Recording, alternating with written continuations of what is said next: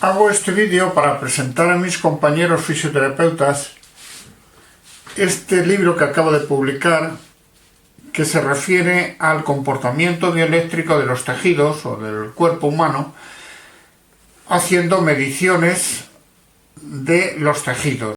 Y hay distintos tipos de mediciones bioeléctricas, como puede ser la conductividad, la resistencia, la impedancia, la capacidad, el tiempo de carga de un condensador, la diferencia de potencial galvánico, etc. Hay bastantes mediciones que se pueden hacer de forma simple y sencilla.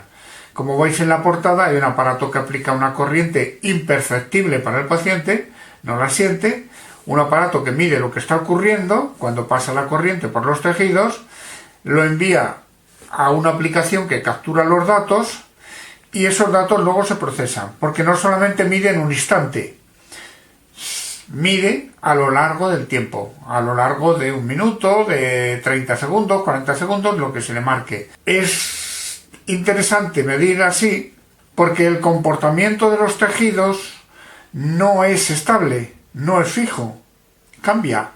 Según va transcurriendo el tiempo, ante la energía que se le aplica, tiene comportamientos diferentes. Unas veces cambia hacia aumentar y otras veces cambia hacia disminuir. Y eso luego hay que interpretarlo.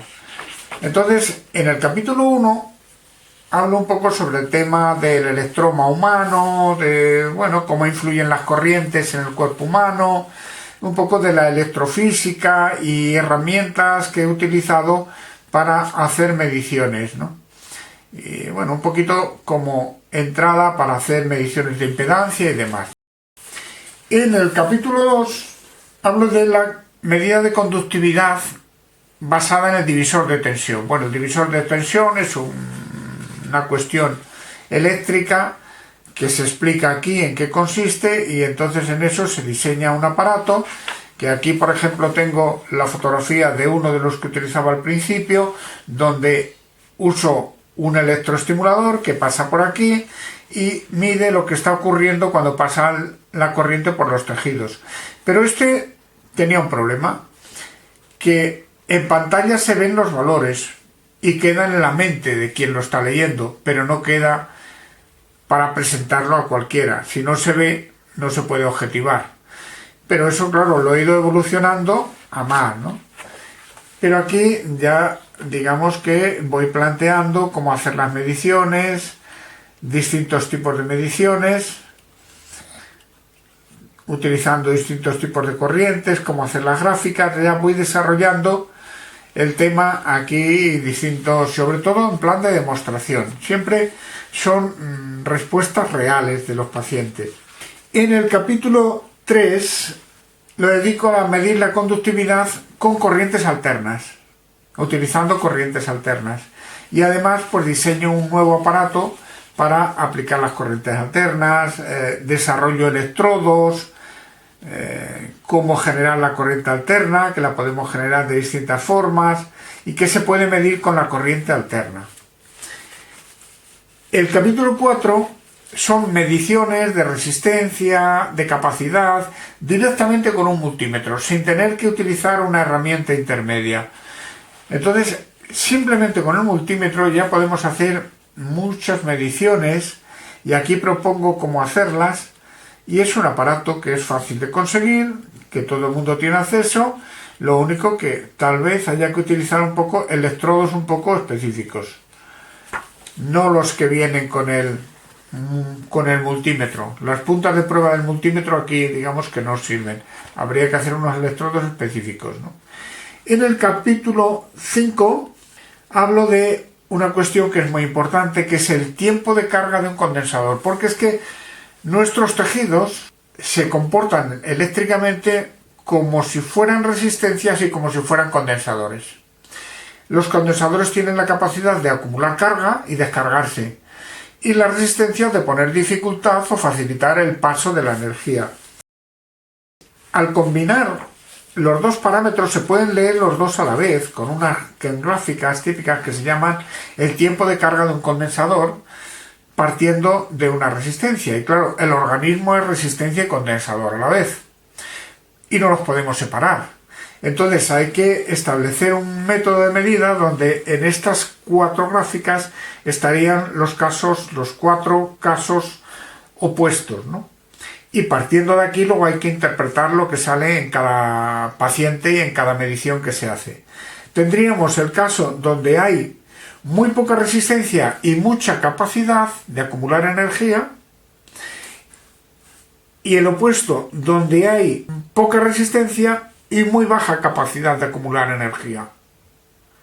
Y luego tenemos situaciones intermedias. En este caso digamos que tenemos bastante resistencia pero mucha capacidad de energía, y aquí hay poca resistencia y poca capacidad de acumular energía.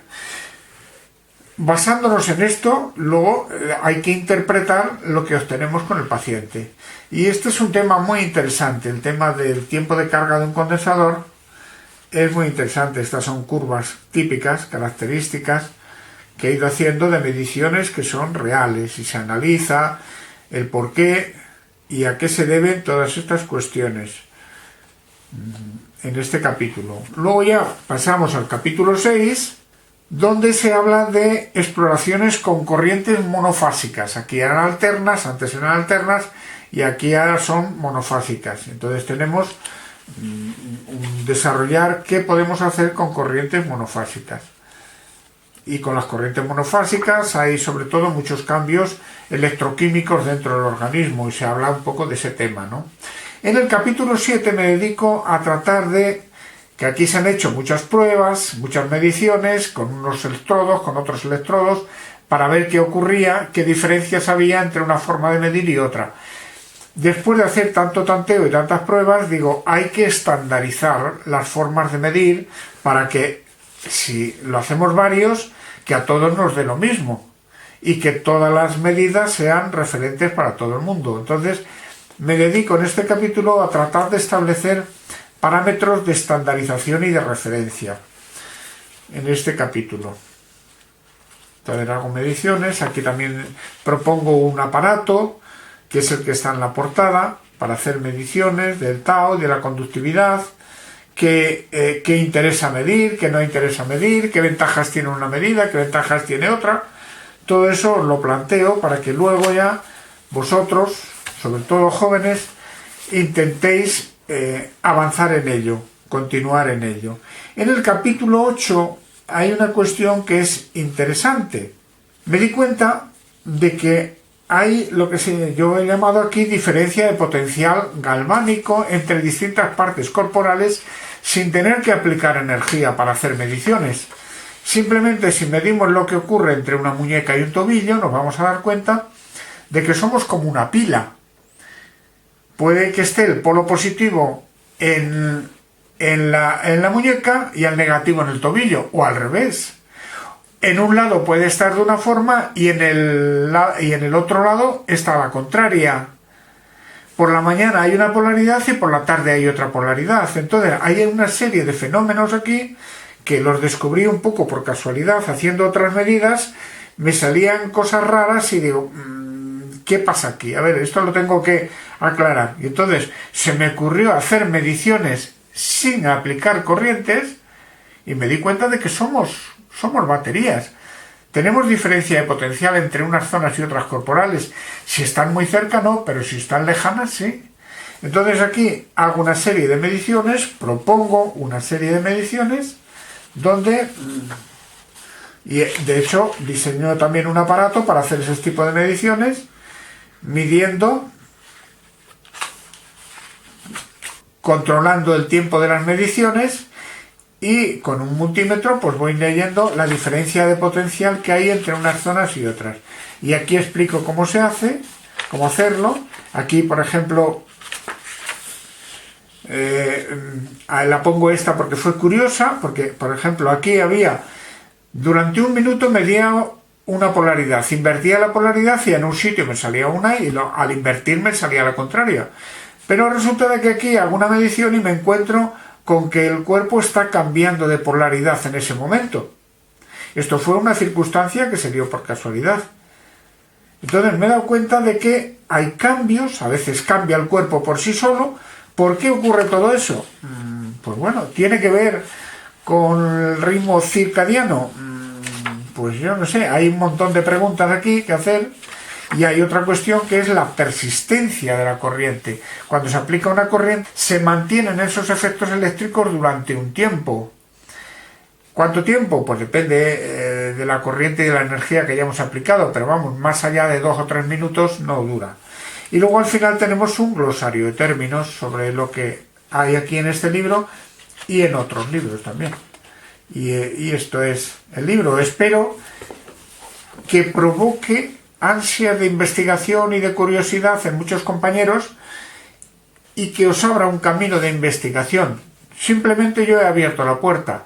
Conclusiones, en algunas cosas he llegado a conclusiones y las he entendido, y hay otras que confieso que no las he llegado todavía a entender, y de hecho sigo haciendo mediciones y sigo haciendo pruebas. Espero que os provoque ansias de investigar. Un saludo a todos los compañeros.